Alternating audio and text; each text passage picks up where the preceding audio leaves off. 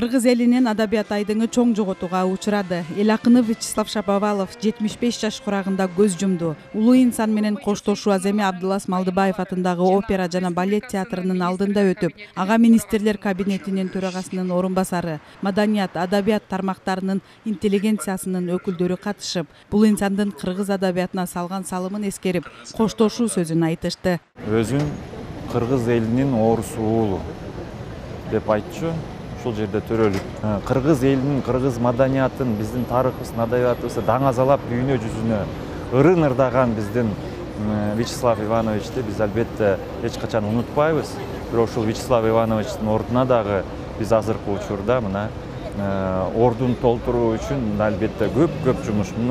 Мурунку чоң биздин мамлекетибиз атайын тарбиялап өстүртүп ушул жерде мындай арабызга кошуп берди.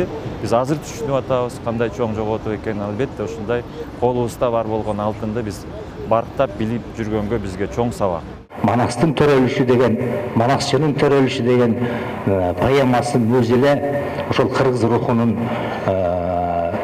ичинен туюп, ичинен сезип, ошону баягы көркөм дүйнөсүндө чагылта билсе эле ушунун биздин улутка кызмат кылгандыгын айгинелеп турат. Эми адам пендеси деген ушул экен. Биз агайыбызга ыраазыбыз, агайыбыз бизге ыраазы болсун.